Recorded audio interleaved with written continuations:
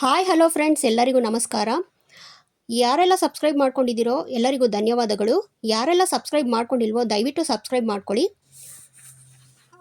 ಈಗ ಓದ್ತಾ ಇರೋದು ಯೋಜನೆಯಿಂದ ಸಾಧನೆ. ಯೋಜನೆ, ಪ್ಲಾನಿಂಗ್ ಆಧುನಿಕ ಯುಗದಲ್ಲಿ ವಿಶೇಷ ಬಳಕೆಯಲ್ಲಿರುವ ಶಬ್ದ. ಕನ್ನಡ ನಾಡಿನಲ್ಲಿ ಮೊದಲಿಗೆ ಬಹುವಿಧ ಯೋಜನೆಗಳನ್ನು ಕಾರ್ಯರೂಪಕ್ಕೆ ತಂದು ಸಮೃದ್ಧಿಯತ್ತ ಪಥಪ್ರದರ್ಶನ ಮಾಡಿದವರು ಸರ್ ಎಂ ವಿಶ್ವೇಶ್ವರಯ್ಯನವರು. ಜಪಾನ್ ಸಾಧಿಸಿದ ಪ್ರಗತಿ ಅಭಿವೃದ್ಧಿಗಳು ಆ ದೇಶದವರು ಕೈಗೊಂಡ ಯೋಜನೆಗಳ ವಿಜಯ ಎನ್ನುತ್ತಾರೆ. ಮೊದಲ ಬಾರಿಗೆ ಚಂದ್ರಗ್ರಹದ ಮೇಲೆ ಒಬ್ಬ ವ್ಯಕ್ತಿಯನ್ನು ಏರಿಸಲು ಹಾರಿಸಲು ಸುಮಾರು 10,000 ತಾಂತ್ರಿಕ ತಜ್ಞರು 10 ವರ್ಷಗಳ ಕಾಲ ದುಡಿದಿದ್ದರು. ಈ ಯುಗದಲ್ಲಿ ಒಂದು ಬೃಹತ್ ಯೋಜನೆ ನೀಡಿದ ಮಹತ್ಫಲ ಅದು. ಭಾರತದ ಭವಿತವ್ಯದ ಕನಸು ಕಂಡವರು ಹಲವಾರು ಪಂಚವಾರ್ಷಿಕ ಯೋಜನೆಗಳನ್ನು ಹಾಕಿಕೊಂಡಿದ್ದರು. ತೀವ್ರಗತಿಯಿಂದ ಏರುತ್ತಿರುವ ಜನಸಂಖ್ಯೆಯಿಂದ ಮುಂದೆ ಕೆಲವೇ ವರ್ಷಗಳಲ್ಲಿ ಹೊತ್ತಿನ ತುತ್ತಿಗೂ ತತ್ತರಿಸುವ ಸ್ಥಿತಿ ಬರಬಹುದೆಂದು ತಿಳಿದು ಅದನ್ನು ತಡೆಯಲು ಕುಟುಂಬ ಯೋಜನೆಯ ಪ್ರಚಾರ ನಡೆದಿದೆ. ವಿಮಾ ಯೋಜನೆಯ ಸರ್ವವ್ಯಾಪಿಯಾಗಿ ಬಿಟ್ಟಿದೆ. ಸಮಾಜ, ಸಹಕಾರ, ಸಂಘ ಸಂಸ್ಥೆಗಳು ತಮ್ಮ ವಿವಿಧಾವಧಿಯ ಯೋಜನೆಗಳನ್ನು ಮುಂದುವರಿಸಿಕೊಂಡಿವೆ. ಆಧುನಿಕ ಪ್ರಜ್ಞೆ ಇರುವ ಯಾವ ವ್ಯಕ್ತಿಯೂ ಭವಿಷ್ಯದ ಬಗೆಗೆ ಯೋಚನೆ ಮಾಡದಿರಲಾರ, ಯೋಜನೆ ಕೈಗೊಳ್ಳದಿರಲಾರ. ನಮ್ಮ ದೇಶದ ಪೂರ್ವ ಪುರುಷರು ಬದುಕಿನ ವ್ಯವಸ್ಥೆಯ ಬಗೆಗೂ ಬದುಕಿನ ಆಚೆಗೆ ನಗೆಯುವ ಬಗೆಗೂ ಅಲ್ಲಿಯ ಜೀವನದ ಬಗೆಗೂ ಯೋಜನೆಗಳನ್ನು ಹಾಕಿಕೊಂಡಿದ್ದರು. ರಘುವಂಶದ ದೊರೆಗಳು ಶೈವಶದಲ್ಲಿ ಸಮಸ್ತ ವಿದ್ಯೆಯನ್ನು, ಯೌವನದಲ್ಲಿ ಸುಖಭೋಗವನ್ನು ಅನುಭವಿಸುವಾಗಲೇ ಗೃಹಸ್ಥ ಜೀವನದ ಕರ್ತವ್ಯ ನಿರ್ವಹಣೆಯನ್ನು, ವಾರ್ಧಕ್ಯದಲ್ಲಿ ಧ್ಯಾನ, ಮೌನ, ಶಾಸ್ತ್ರಚಿಂತನೆ, ಏಕಾಂತ ಪ್ರಿಯತೆ ಇವುಗಳಿಂದ ಮುನಿವೃತ್ತಿಯನ್ನು, ಯೋಗಶಕ್ತಿಯಿಂದ ತಮ್ಮ ದೇಹತ್ಯಾಗವನ್ನು ಮಾಡಬಲ್ಲಂಥವರು ಎಂದು ಕಾಳಿದಾಸ ವರ್ಣಿಸಿದ್ದಾರೆ. ಒಂದು ದೇಶದ ಭವಿಷ್ಯವನ್ನು ನಿರ್ಣಯಿಸಲು ಹೊರಟ ಮುಖಂಡರು ಆ ದೇಶವು ಸಹಸ್ರಾರು ವರ್ಷಗಳ ಹಿಂದಿನಿಂದ ನಡೆದು ಬಂದ ದಾರಿಯನ್ನು ನೋಡಬೇಕು ಎಂದು ವಿನ್ಸ್ಟನ್ ಚರ್ಚಿಲ್ರು ಹೇಳಿದ್ದರು. ವ್ಯಕ್ತಿ ಜೀವನದ ಭವಿಷ್ಯ ನಿರ್ಮಾಣದಲ್ಲೂ ಕೌಟುಂಬಿಕ ಪರಂಪರೆ ಮತ್ತು ಪರಿಸರದ ಪ್ರಜ್ಞೆ ಅತ್ಯವಶ್ಯಕ ಎಂಬುದನ್ನು ಅಲ್ಲಗಳೆಯಲಾಗದು. ಭೂತಕಾಲದ ಘಟನಾವಳಿಗಳನ್ನು ಅವಲೋಕಿಸಿ ತಮ್ಮ ದೋಷ ದೌರ್ಬಲ್ಯಗಳನ್ನು, ಶಕ್ತಿ ಸೌಲಭ್ಯಗಳನ್ನು ತಿಳಿಯಬಾರದೆಂದಲ್ಲ. ವರ್ತಮಾನದಲ್ಲಿ ಬದುಕು ಎಂದರೆ ಭವಿಷ್ಯದ ಬಗೆಗೆ ನಿರ್ದಿಷ್ಟ ಯೋಜನೆಗಳನ್ನು ಹಾಕಿಕೊಳ್ಳಬಾರದೆಂದಲ್ಲ. ಯೋಜನೆಗಳಲ್ಲಿ ಸಣ್ಣ ಪುಟ್ಟ ಬದಲಾವಣೆ ಕೂಡದೆಂದು ಅಲ್ಲ. ಆದರೆ ಹಾಕಿಕೊಂಡ ಯೋಜನೆಗಳಲ್ಲಿ ಯಶಸ್ಸು ಪಡೆಯಬೇಕಾದರೆ ವರ್ತಮಾನದ ಪೂರ್ಣ ಸದುಪಯೋಗವಾಗಬೇಕು. ಪ್ರಯತ್ನದಲ್ಲಿ ಪರಾಕಾಷ್ಠೆಯನ್ನೇರಬೇಕು ಎಂದು ಒಸ್ಲರ್ ಅವರು ಹೇಳಿದ ಮಾತಿನ ಮತಿತಾರ್ಥ. ಒಮ್ಮೆ ಒಬ್ಬ ಮನೋವಿಜ್ಞಾನಿ ಸುಮಾರು 3,000 ಜನರನ್ನು ಕಂಡು, ನಿಮ್ಮ ಬದುಕಿನ ಆಧಾರವೇನು, ಏನು ಮಾಡಿಕೊಂಡಿದ್ದೀರಿ ಎಂದು ಪ್ರಶ್ನಿಸಿದ. ಅವರು ನೀಡಿದ ವಿವಿಧ ತೆರನಾದ ಉತ್ತರಗಳನ್ನು ಕೇಳಿ ಚಕಿತನೂ ಆದ. 100ರಲ್ಲಿ 94 ಮಂದಿ ತಮ್ಮ ಬದುಕಿನ ಭವ್ಯ ಭವಿಷ್ಯವನ್ನು ಕಾಯುತ್ತಾ ವರ್ತಮಾನವನ್ನು ನಿರ್ದಿಷ್ಟ ಉದ್ದೇಶ ಹಾಗೂ ನಿಯಮಿತ ಕಾರ್ಯಗಳಿಲ್ಲದೆ ಕಳೆಯುತ್ತಿದ್ದರು. ಮುಂದೆ ಒಳ್ಳೆಯ ದಿನಗಳು ಬರಬಹುದೆಂದು ಕೆಲವರು, ಮಕ್ಕಳು ದೊಡ್ಡವರಾಗಿ ಎಲ್ಲಾದರೂ ಹೋಗಿ 4 ಕಾಸು ದುಡಿದು ತಂದಾರು ನೋಡೋಣ ಎಂದು ಕೆಲವರು, ಬರುವ ವರ್ಷ ಗ್ರಹಗತಿ ಒಳ್ಳೆಯದಿದೆ, ಅಲ್ಲಿಯವರೆಗೂ ಏನೂ ಮಾಡುವಂತಿಲ್ಲ ಎಂದು ಕೆಲವರು, ಆ ಸ್ಥಾನದಲ್ಲಿದ್ದಾನಲ್ಲ ಅವನ ತಲೆ ಉರುಳದೆ ನಮ್ಮ ಉನ್ನತಿಯಾಗದೆಂದು ಅವನ ಸಾವನ್ನು ಹಾರೈಸುತ್ತಾ ಕೆಲವರು, ನಾಳೆ ಬರುವ ತಿಂಗಳು, ಮುಂದಿನ ವರ್ಷ ನೋಡೋಣ ಎಂದು ಕೆಲವರು ಕಾಲಕ್ಷೇಪ ಮಾಡುತ್ತಿದ್ದರು. ಸಮುದ್ರದಲ್ಲಿ ಅಲೆಗಳು ನಿಂತ ಮೇಲೆ ಸ್ನಾನ ಮಾಡೋಣವೆಂದು ಕಾಯುವಂಥ ಮಹನೀಯರೂ ಇದ್ದರು. ನೀವು ಬದುಕಿನಲ್ಲಿ ಯಶಸ್ವಿಗಳಾಗಲೇಬೇಕು. ಆದರೆ ಕೈಯಲ್ಲಿರುವ ಹಣ್ಣನ್ನು ದೂರಕ್ಕೆಸೆದು ಮರದ ಮೇಲಿನ ಹಣ್ಣಿಗಾಗಿ ಹಾತೊರೆಯುವ ಭ್ರಾಂತರಾಗುವಿರೇನೋ? ನಿಂತ ಸ್ಥಾನದಿಂದ ಮೇಲಕ್ಕೇರಲು ಈಗಿಂದೀಗಲೇ ಯತ್ನಿಸದೆ ಎಂದೋ ಒಂದು ದಿನ ಎಲ್ಲವೂ ಥಟ್ಟನೆ ಒಳ್ಳೆಯದಾಗಿ ಬಿಡುತ್ತದೆ ಎಂಬ ತಿರುಕನ ಕನಸಿನ ನಂಬಿಕೆಯನ್ನೇ ನೀವು ಆಶ್ರಯಿಸುವಿರೇನೋ? ಕೆಲವರು ವರ್ತಮಾನದ ತುಂಬ ಭೂತ ಭವಿಷ್ಯಗಳ ಸುದ್ದಿಯೇ. ನೀವು ಎಲ್ಲಿದ್ದೀರಿ, ನಿಮ್ಮ ವರ್ತಮಾನದ ವಾರ್ತೆ ಏನು, ಎಂಥದ್ದು ಎಂಬುದನ್ನು ಅವಲೋಕಿಸಿ. ವರ್ತಮಾನದಲ್ಲಿ ಕಾರ್ಯನಿರತನಾದರೆ ಮಾತ್ರ ಸಾಮಾನ್ಯನು ಸಮರ್ಥನಾಗಬಲ್ಲ. ಇನ್ನೊಂದು ಕತೆ. ಕ್ರೂರಿ ಅಕ್ರೂರ ನಾದ. ದುಷ್ಟರ ಸಹವಾಸದಲ್ಲಿ ಸಿಲುಕಿ ಕೊಲೆ, ದರೋಡೆ, ಕ್ರೌರ್ಯ, ಹಿಂಸೆಗಳಲ್ಲಿ ಪರಿಣಿತಿಯನ್ನು ಪಡೆದು ಕುಖ್ಯಾತರಾದ ಬಾಲ ಅಪರಾಧಿಗಳನ್ನು ಸುಧಾರಣೆ ಮಾಡಲು ಪಣತೊಟ್ಟ ಅಮೆರಿಕದ ಫಾದರ್ ಫ್ಲೆನಾಗನ್ ಕೆಥೋಲಿಕ್ ಸಂಪ್ರದಾಯದಲ್ಲಿ ತರಬೇತಿ ಪಡೆದ ಒಬ್ಬ ಪಾದ್ರಿ. ಅವರು ನಿರ್ಮಿಸಿದ ಮಕ್ಕಳ ಪಟ್ಟಣದಲ್ಲಿ ನೀಗ್ರೋಗಳನ್ನು ಒಳಗೊಂಡು ಎಲ್ಲ ಜಾತಿ ಮತಗಳ ಅನಾಥ ಬಾಲಕರು ಕೂಡ ಇದ್ದರು. ಮಕ್ಕಳನ್ನು ಉನ್ನತ ಮಟ್ಟದ ಚಾರಿತ್ರ್ಯವಂತರನ್ನಾಗಿ ಪರಿವರ್ತಿಸಲು ಅವರು ಶ್ರಮಪಟ್ಟ ತೋರಿಸಿದ ತಾಳ್ಮೆ ಅಪೂರ್ವವಾದುವು. ನಾನಾ ರೀತಿಯ ಕುಕೃತ್ಯ ಮತ್ತು ಅಪರಾಧಗಳಿಗಾಗಿ ಪೊಲೀಸರಿಂದ ಬಂಧನಕ್ಕೊಳಗಾದ ಮಕ್ಕಳನ್ನು ಮಕ್ಕಳ ಪಟ್ಟಣಕ್ಕೆ ಕರೆತರುತ್ತಿದ್ದರು.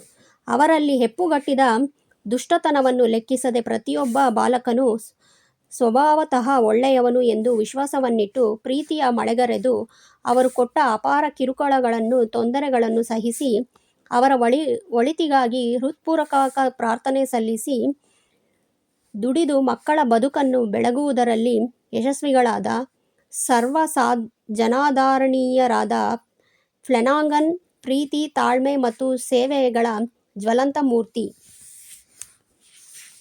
ಮಕ್ಕಳು ತಮ್ಮ ಬದುಕನ್ನು ತಿದ್ದಿಕೊಳ್ಳಬೇಕಾದರೆ ಟೀಕೆ, ವಿಮರ್ಶೆಗಳಿಗಿಂತಲೂ ಅವರೆದುರಿಗೆ ಮಾದರಿಯಾಗಬಲ್ಲ ಆದರ್ಶ ನಡತೆಯ ವ್ಯಕ್ತಿಗಳಿರುವುದು ಹೆಚ್ಚು ಅವಶ್ಯಕ ಎಂಬುದು ಫ್ಲೆನಾಗನ್ನರ ನುಡಿ.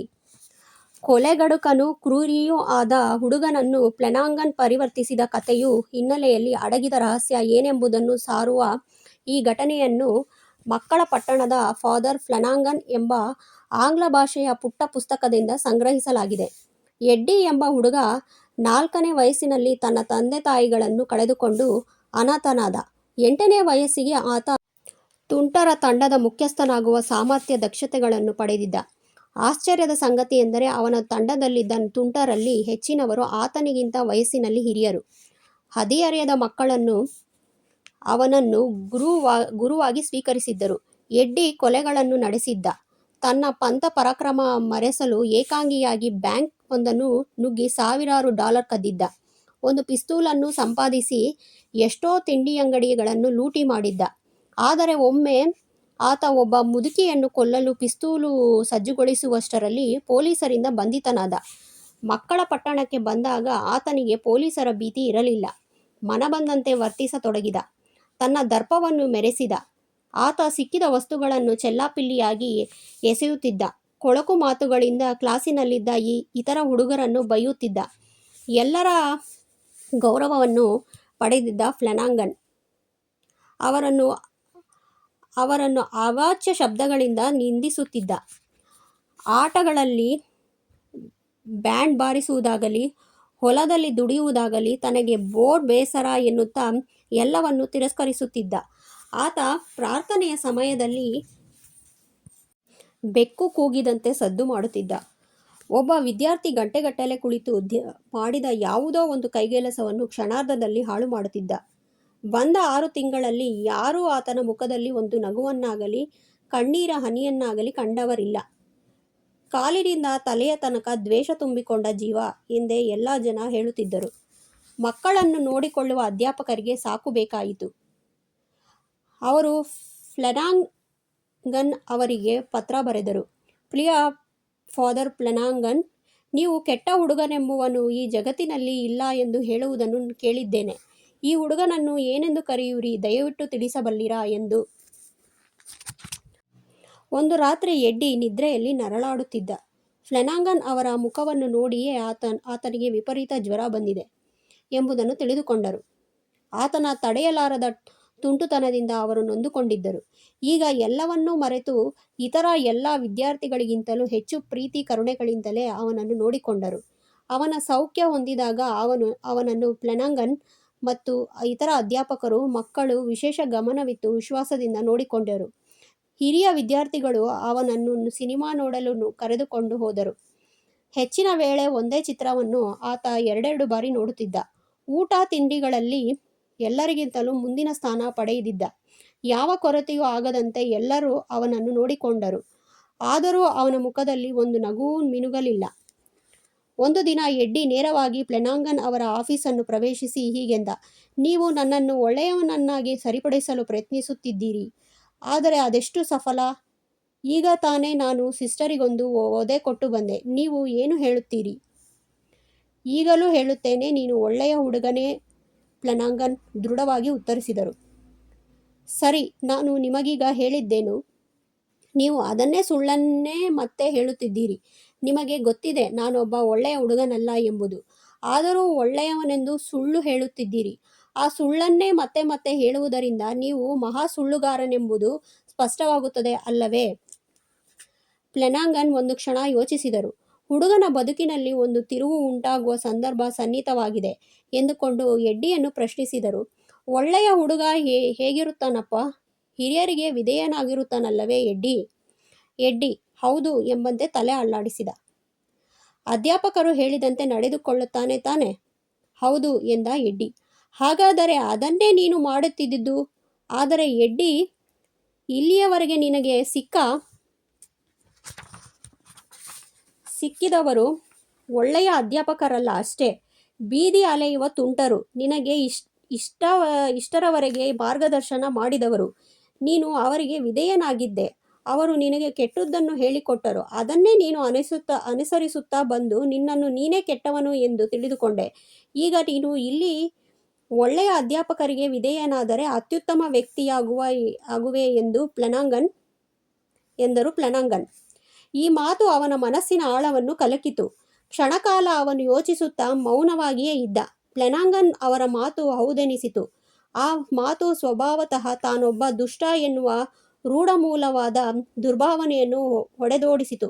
ಫ್ಲೆನಾಂಗನ್ ಅವರ ಮೇಜನ್ನು ಬಳಸಿ ಎಡ್ಡಿ ನೇರವಾಗಿ ಅವರನ್ನು ಸಮೀಪಿಸಿದ.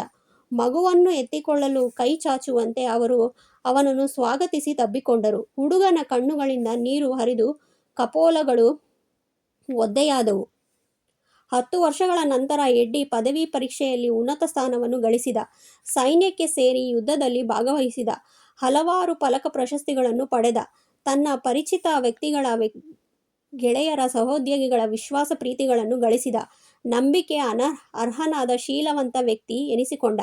ಸ್ವಭಾವತಃ ಖಂಡಿತವಾಗಿಯೂ ನೀನು ಒಳ್ಳೆಯವನೇ ಎಂಬ ದೃಢವಿಶ್ವಾಸದ ನುಡಿ ಆತನ ಮನದಂತರಾಳದಲ್ಲಿ ಬಲವಾಗಿ ಬೇರು ಬಿಟ್ಟಿದೆ. ಕೆಟ್ಟವ ಎಂಬ ಭಾವನೆಯನ್ನು ಹೊರದೂಡಿದ ತನವಲ್ಲವೇ? ಫ್ಲೆನಾಂಗನ್ ಅವರು ಮಗುವಿನ ದಿವ್ಯತ್ವದಲ್ಲಿ ದೃಢವಾದ ಶ್ರದ್ಧೆಯನ್ನು ನಟ್ಟಿದರು. ಅಡ್ಡದಾರಿಯನ್ನು ಹಿಡಿದ ಸಂಶಯಗ್ರಸ್ತನಾದ ಹುಡುಗನು ಕ್ರಮೇಣ ಹೇಗೆ ತನ್ನ ಒಳ್ಳೆಯತನದಲ್ಲಿ ವಿಶ್ವಾಸವಿಟ್ಟು ಮೇಲಕ್ಕೇರಿದ ಎಂಬುದನ್ನು ನೋಡಿ. ಜೊತೆಗೆ ಫ್ಲೆನಾಂಗನ್ ಅವರು ದೃಢವಿಶ್ವಾಸ ಮತ್ತು ತಾಳ್ಮೆಯಿಂದ ಕೂಡಿದ ಪ್ರಯತ್ನಗಳು ಮರೆಯತಕ್ಕಂತಲ್ಲ ಸಂಗತಿಗಳಲ್ಲ.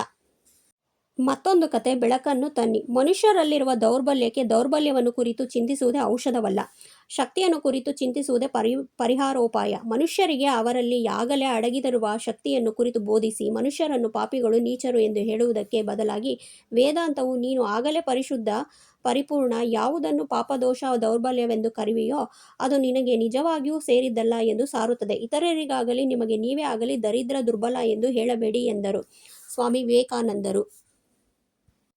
ನೆಕ್ಸ್ಟ್ ವಿಡಿಯೋದಲ್ಲಿ ಮತ್ತೆ ಕಂಟಿನ್ಯೂ ಮಾಡ್ತೀನಿ ಈ ಕತೆ ಓದೋದನ್ನು. ಈಗ ಟೈಮ್ ಸಾಕಾಗ್ತಾ ಇಲ್ಲ, ಸೊ ಅದಕ್ಕೋಸ್ಕರ ನೆಕ್ಸ್ಟು ಮತ್ತೊಂದು ವಿಡಿಯೋದಲ್ಲಿ ಸಿಗ್ತೀನಿ. ಯಾರೆಲ್ಲ ಸಬ್ಸ್ಕ್ರೈಬ್ ಮಾಡ್ಕೊಂಡಿದ್ದೀರೋ ಧನ್ಯವಾದಗಳು. ಯಾರೆಲ್ಲ ಸಬ್ಸ್ಕ್ರೈಬ್ ಮಾಡ್ಕೊಂಡಿಲ್ವೋ ದಯವಿಟ್ಟು ಸಬ್ಸ್ಕ್ರೈಬ್ ಮಾಡ್ಕೊಳ್ಳಿ. ಮತ್ತೊಂದು ವಿಡಿಯೋದಲ್ಲಿ ಸಿಗ್ತೀನಿ. ಧನ್ಯವಾದಗಳು. ನಮಸ್ಕಾರ.